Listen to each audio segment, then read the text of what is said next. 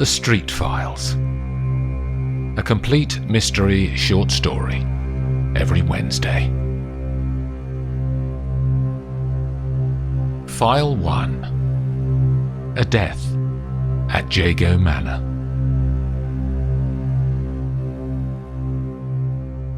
Olivia Streete opens the blinds of her hotel room, and the sun cascades across the floor. She pushes her blonde hair back away from her face and watches the fishing boats and pleasure craft swaying on the tide and pulling at their ropes, strung out along the stone walling of St. Ives Harbour. She has scrambled egg and smoked salmon in the large white breakfast room of the hotel. Her waiter, Richard, is in his 20s with short dark hair and pale green eyes. "Did you grow up in St. Ives, Richard?" she says. "I was born here." "My daughter's working down here for the summer at Jago Manor, in the restaurant. Do you know it?" "I do.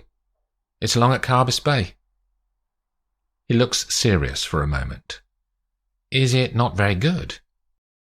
"All right, I guess. I know the son, Daniel. Same age as me. We went to school together until his family found money from somewhere, and he was sent off to posh private school." "What did they do to suddenly get their money?" "Daniel wouldn't say, but it was something his mother did. Daria, she's called." "She was Daria Michaels?" Olivia looks lost.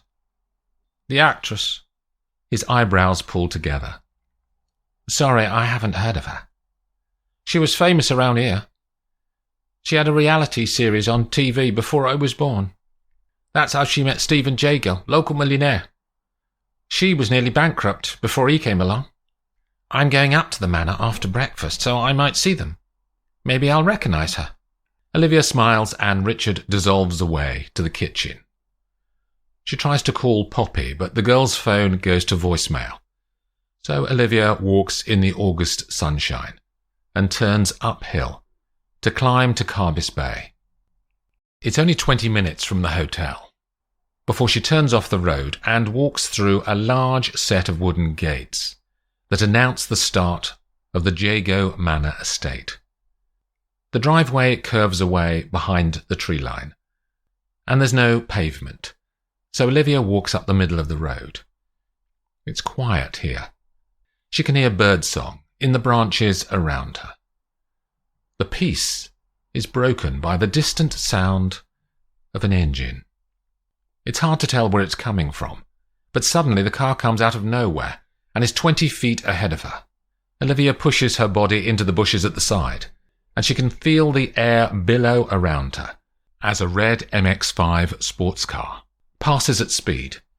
The top is down and it's gone off down the road as quickly as it arrived. The driver didn't look at her or slow down for a moment, but Olivia did get a view of the woman. She was in her 50s and had shoulder-length dark hair, which flowed out in the wind behind her. It's another 2 bends of the driveway before Olivia sees Jago Manor. It's built of pale magnolia sandstone, with 10 enormous Georgian windows spaced evenly across its frontage. The portico around the cream front door must be 20 feet high. There are signs for restaurant parking that direct cars down a track that leads to what look like abandoned farm buildings, built of the same sandstone as the house. Poppy is staying in staff accommodation somewhere on the estate, but Olivia doesn't know where. She's wondering how to find her daughter when a man's voice tumbles in on the air. "We're not open till 11. He's a little older than the woman in the car. He has blonde hair and tortoiseshell glasses, his white shirt sleeves rolled up to the elbows. He is carrying 2 plastic Christmas trees in large plastic bags, tied at the neck with wire. Olivia takes a punt. "Are you Stephen Jago?" "I am. Who are you?" "My daughter's working here for the summer. I've come to see her. Poppy, she's called." "I don't know the staff. You'll need to talk to Sally." He walks away without further words. Olivia continues to wander about, and she finds the restaurant, which is in an orangery, attached to the side of one wing of the house. A harassed woman in her 30s is opening the windows in the roof with a long pole that she winds while she watches the glass inch open. "Are you Sally?" The woman smiles. "That's me. I'm Poppy's mother. I was wondering if she's about." "The girls are all in the woodland accommodation. Out the door down that path. She's in number 6. Sally points to the woods. The staff quarters are 10 wooden cabins, set in the centre of the trees that surround the house on this side. There's no answer when Olivia knocks on cabin 6, so she turns the handle, and there is her daughter, asleep in a wooden bed built into the side of the cabin wall. As Olivia sits down, the teenager opens her eyes and reaches her arms out for a hug. "Is it good?"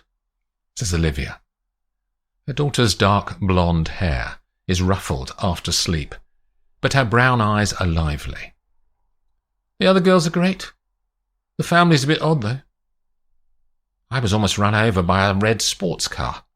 Was that Daria?" "Her old man's miserable," says the girl. "Either complaining or being rude all the time." "Money does that sometimes." Olivia opens her eyes wider. "There's a son," says Poppy.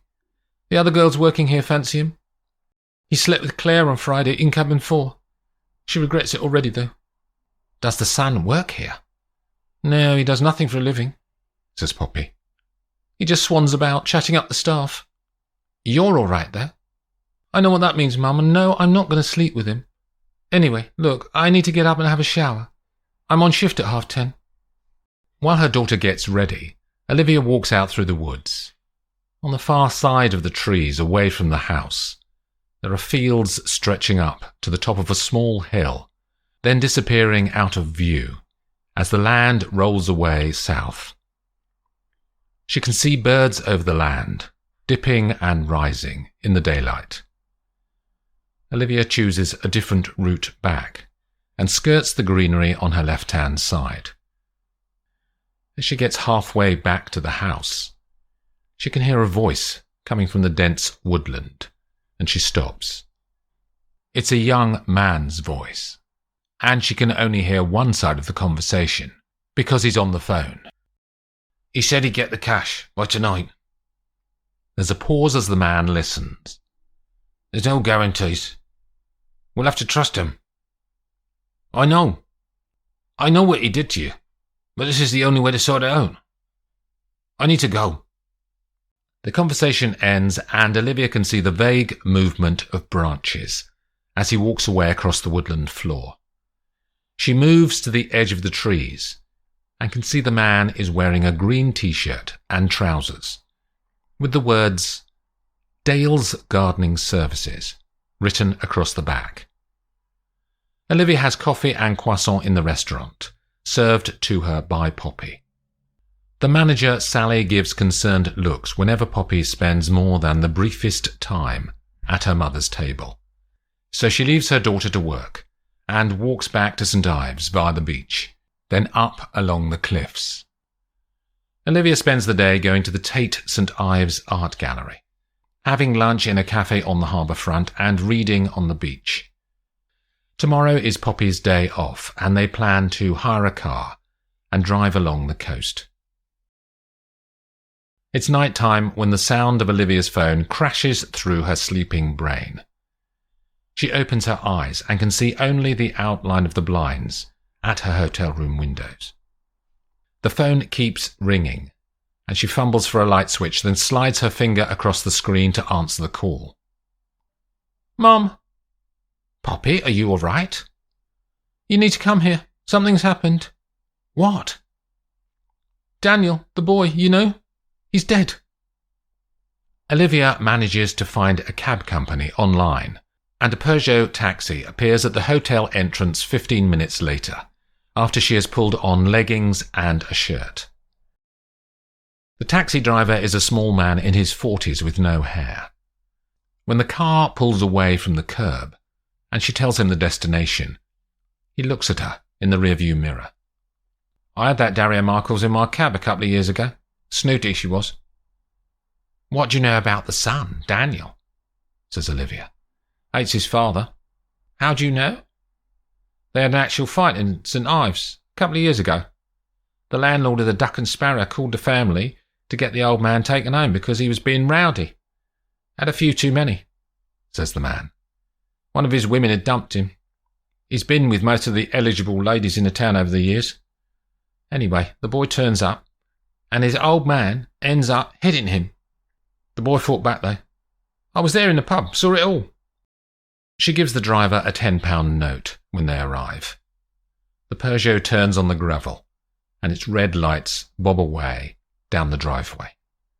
All of the downstairs rooms in the house have their lights on, and the front door is open. Olivia walks straight inside. There's a maid wearing black and white who directs Olivia to the sitting room when she says that Poppy called her. There are 3 people in the room, all of whom Olivia has seen before. Daria Jago is sitting on the sofa in tears. Her husband Stephen is standing over her, and the manager of the restaurant, Sally, is standing quietly watching her employers, unsure of how to behave. You again? Stephen calls across the room as Olivia enters. You were here this morning. You can't just come in here when you feel like it, you know. I'm Poppy's mother. She called me. She feels scared. Where is she? The girls are in the restaurant, says Sally quietly. Sally, show the woman where the daughter is. Then she can leave. I'm a lawyer, Mr. Jago, says Olivia. So I'm going to find out what happened here tonight, for my daughter's sake, as the police will want clarity. Sally beckons Olivia to follow her and leads her out to the hallway, then down a passage to the orangery. When they are alone, Stephen sits down next to his wife. A bloody lawyer, says Daria. Is she going to stick her nose into our business? I'm not calling the police. We have to call the police, my love. No police, they're useless, she says. When I wanted them to do something about that awful Lawson man, they ignored me. I had legitimate complaints. This is different. You have to call them. Our boy is dead. Who killed him, Stephen? Answer me that. Was it you? What? No. He looks hurt. You never liked him. He was yours, you know. I wasn't sleeping with anyone else back then. When Olivia arrives in the restaurant, Poppy and 2 other girls are all sitting at one table, their heads close as they talk in hushed tones. Mum, Mum. Poppy runs over and puts her mouth close to her mother's ear. Someone killed him, Mum. Strangled. Sally offers to make them coffees in the house kitchen, as the restaurant machines have all been cleaned. The woman walks off into the bowels of the building, and Olivia sits at the table with the young women. This is Millie and Claire, says Poppy. This is my mum. She's a detective. Millie is blonde, with shining blue eyes and a gentle demeanour, and Claire's dark hair touches her eyelashes when she blinks, that highlights her brown, powerful eyes. Tell me what happened. Olivia looks around at the faces. We close at 11, begins Poppy. Then we have to clear the tables and set them for tomorrow morning. Michael, the son, is often hanging around at closing. Poppy flicks her eyes to Claire, who looks down momentarily. I told Mum about you and him, says Poppy to the girl. One night stand, says the girl. Did he want you to spend the night together again? Says Olivia, and Claire nods. It was cool, though. I told him I wasn't interested anymore, and he seemed to accept it. He wanted a coffee to sober up. So Millie made him one, didn't you? Millie nods without words, and flicks her eyes to Olivia. What happened then? We'd more or less finished the tables when the dad comes running into the restaurant, says Poppy. I said to you earlier, Mum, that usually he just ignores us most of the time. But suddenly he was talking to us. And what did he say? Olivia intentionally directs her question at Millie to get this girl to join in the conversation. He wanted to know where the wife was. Her voice is light. We hadn't seen her. Did he just leave? Says Olivia. Sally reappears from the house with their coffees, and Olivia notices the conversation is suddenly becalmed as the manager places the cups on the table. She decides to create a diversion from the discomfort. Can we go somewhere and talk, Sally? She says, and stands up. They take 2 of the cups and walk to tables outside on a patio that runs the length of the orangery, to be out of earshot from the waitresses. What did you see tonight? Olivia keeps her pace steady, to put the witness at ease. The son was hassling the waitresses, like always. One of them told him where to go, so he slunk away, says Sally. The girl said Mr. Jago was looking for his wife, with some urgency, at about 11:30. Did you see him? Not then. I was helping him earlier with a personal issue he had. A personal issue? Would you normally help your employer with personal issues? Sometimes. The woman's demeanour has shifted to discomfort. After her mother and Sally have left the restaurant, Poppy can't let the questions in her head go unanswered, and she looks at Millie. Why didn't you say that you'd talk to the dad just now when Mum asked you? Millie shrugs. No reason. Not important. But Poppy is not stopping. When the dad came in, he didn't ask all of us about his wife, Millie, just you. Why? Do you know them better than us? No. The girl is getting annoyed. Is that why the dad was suddenly more friendly? Says Claire to Millie. I don't know. Leave it. Millie stands up and walks to the open door where a cool breeze is shuttling in from the trees outside. Poppy follows her. Tell me, she says, more quietly. Did something happen? She can see Millie's eyes are watery now. My family hates the Jagos. Stephen is sitting on the sofa next to Daria as she lies with her eyes closed. My love, we have to. People like us don't have to do anything, Stephen.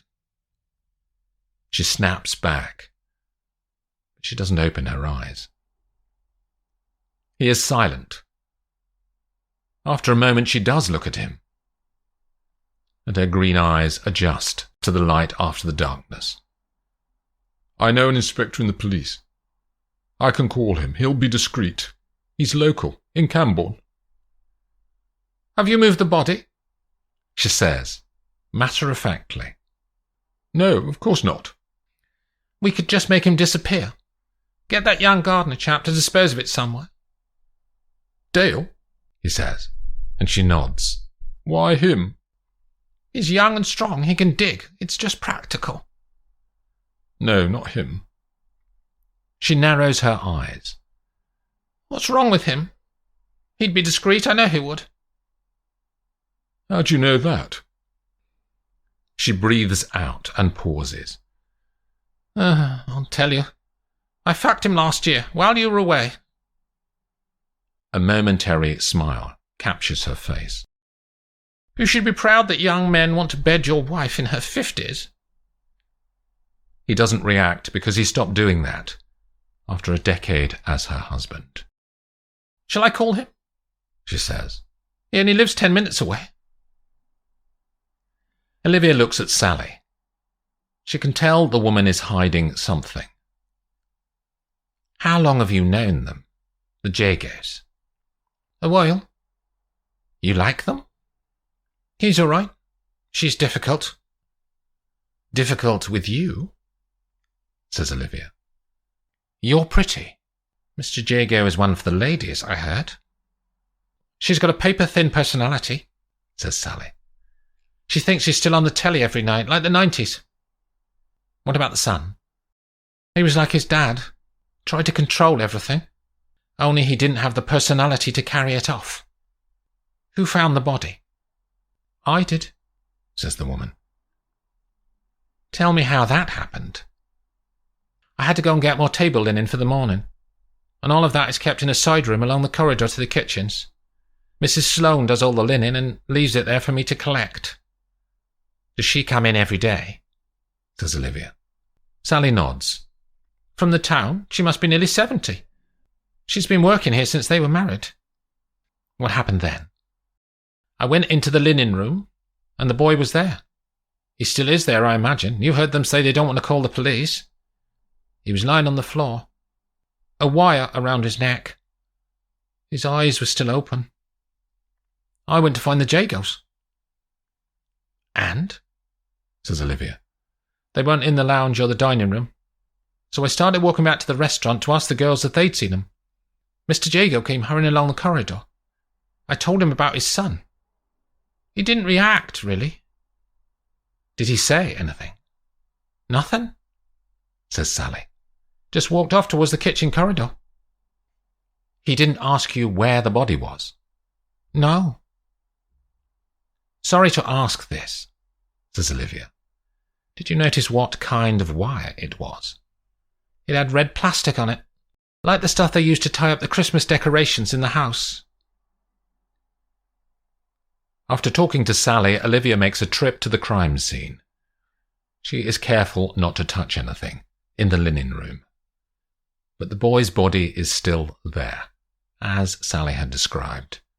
The wire around his neck. She checks for the signs of death. His lips are blue, and the whites of his eyes are clear. Olivia walks back to the restaurant. Poppy is there, on her own. I was waiting for you, Mum. The girls have gone to their cabins. The daughter's face is excited. I spoke to Millie. She's hiding something. She wouldn't tell me what, though. Something about the parents? Sally found the body. She told the father, and he acted like he already knew. There's some piece of jigsaw missing, isn't there, Mum?